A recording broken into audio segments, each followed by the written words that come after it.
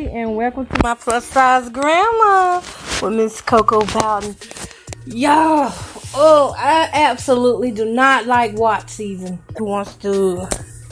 Oh my God, I don't know how much of that y'all lost, but that connection just went out. But I'm out here dating.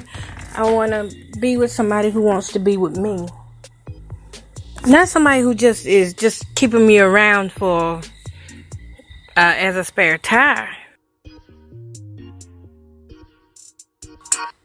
I'm not your freaking spare tire, so please believe me when I say you are so unnecessary. Oh, I hope this guy just hears this, because I'm tired of what? Just be up front. If you're going to waste my time, just say I'm a what. I'm going to waste your time. It's just so freaking irritating to invest so much time in somebody and then you find out, well, you're a possibility. No, baby, I ain't no possibility. It either is or it isn't. How do you have somebody as a possibility? I'm not a freaking possibility. That kind of pissed me off about 2 weeks ago when somebody told me that. And for some reason, it's just not coming up to me tonight. And I was sitting on the chair, just watching little stuff. And all of a sudden, I got upset about it. Even though it was said like 2 weeks ago, I'm a possibility. I'm not your possibility. You don't get options. You don't get no options like that. With God, things are possible. Not Jamie. Not Coco. But yeah, it just kind of upset me a little bit. Gone. Can't stand these cats. I do not like cats. I mean, I like them, but they just too fast for me and stuff. But yeah, I'm having a blessed night though. I can't complain. I want to come on here before I start watching my movies at 9 o'clock. Because once I go lay down, I'm in the bed for the rest of the night, because I'm still not 100. So I'm going to take my medicine and I'll be out for the rest of the night. Just watching movies, laying down, wrapped up in my nice little comfy cover. Yeah.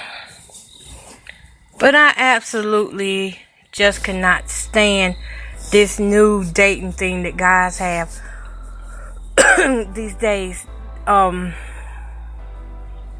Where they just want to use women, or they just want to hook up and that's it.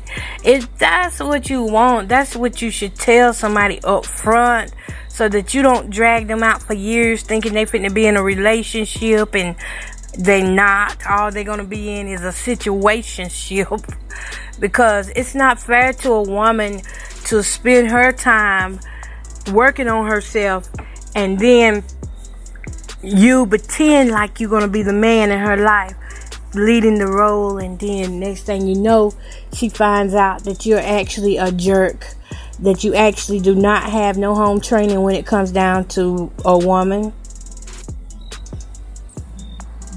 I mean, that's crazy. I'm never waiting for somebody again like that. And when I think about the little fake relationships I had, it pisses me off so bad even to this day to know that I wasted time on a what? I mean, didn't even get one date in. Not even one date. And all the other guys that were hitting me up, let me see what I call them. The hunting guys. The guys who come back from the past and think that you're supposed to all of a sudden be happy that they're back in your life. Oh, no. I'm not happy about that either. I don't even know why you bothering me. That's how I feel about that. I just want to be me, be free. And, this last health scare was an eye-opener for me. It was an eye-opener for me because it made me realize how short time really is. I'm 42 years old, and I'm not rushing into anything, and yet I'm not staying in anything that is not gonna benefit me. It's not gonna give me life. I realized that when I lost my breath, I mean, it was like a whole new spiritual awakening thing for me. It was like, speak your mind. Get this stuff off your heart. And let people know that you're not one to play with. And I think that's where some guys, these cats are getting bigger. I think that's where some guys begin to take advantage of women, single women. And some single women do it too, but shoot, I'm not talking about them. I'm talking about me. That's where some guys start taking advantage of you when they see you going through a lot of stuff, and then all of a sudden they run, and then when they think you're feeling better, they come back into your life. Boomerang. Boomerang relationships. It's crazy.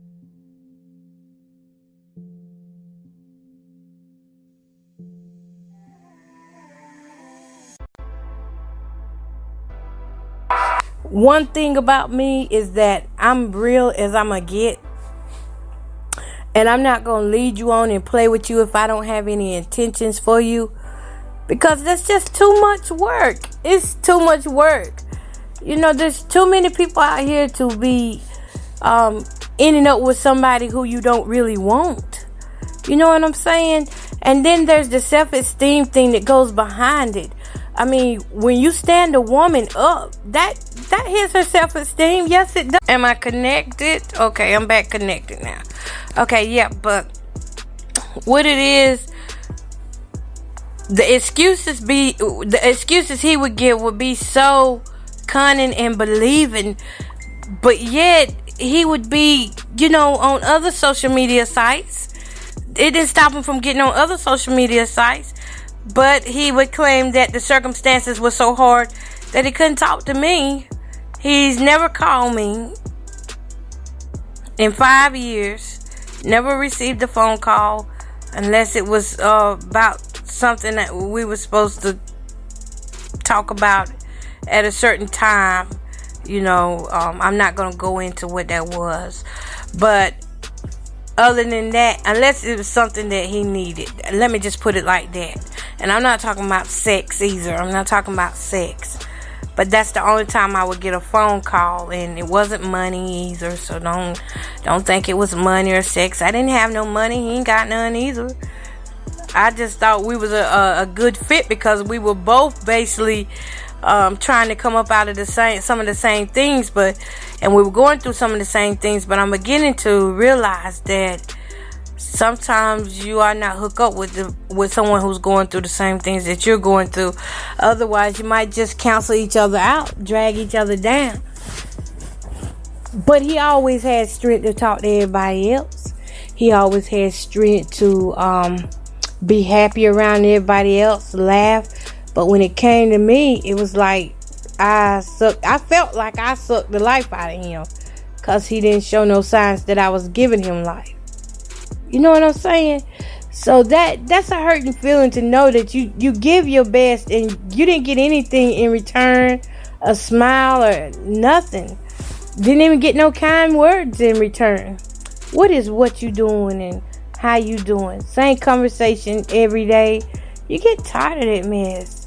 And so when that doctor was talking to me, everything was going through my mind. What got me to the point that I'm at now, that I'm so sick from stress, and what got me there?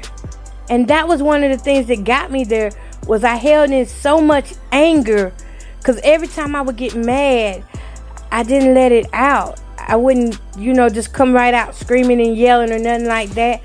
I wouldn't let it out, and I'd be really upset about some things that were going on. And so what ended up happening, between that and my other situations, it just ended up putting me in the hospital. I had too much going on. So I decided today that I don't even want to be friends with somebody like that. I don't need a friend that's gonna just show up when they feel like it, or only time we laugh and smile is when they're laughing and smiling. So I cut that out. That's a Watt. I don't even want a Watt's friendship, because that's draining as well. Cause I try to be friends with him and it's just not working. I can't stand it. I don't like him anymore like that. It makes me want to throw up thinking about it. It does. And I'm not bitter. I guess I'm just mad because, and then there's the point about the disappointment in there. You know, it's not that I even put my hopes up that high, but it was the fact that I did have hope. You know, that means something.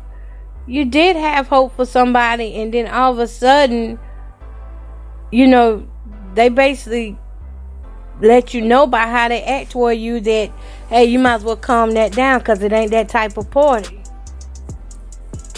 And that makes you feel bad because they should have told you this mess in the beginning. That's how I feel about it. They should have said something in the beginning if they weren't trying to go that route, instead of playing that part. I'm not nobody's possibility. You get your possibles from God, not me. But it is a hurting feeling. And I guess I'm still dealing with some hurt from that. On top of the other things. Y'all hear that train in the background? That train is loud tonight. I guess I'm hurt on top of that and top of some other things that are really weighing down in my heart. And the doctor has already let me know that I gotta let it go. I gotta let it go. It may hurt. I'd rather for it to hurt a week or two than for it to take life from me. And I just become all, you know, just depressed and stuff like that. Because that walk was part of the reason why I was already feeling bad. I didn't have low self-esteem or anything. But I kind of was already feeling bad about things in my life and was already questioning things in my life. And then here goes the other part that happens in my life, and I'm not prepared for neither. Broody and the Bees. But I'm counseling. I'm getting out of that friendship. I don't want that friendship. Hard decision, but I don't want it. You know, you want to hold on. You want to believe that things are going to turn around. But reality is, homeboy just don't want me.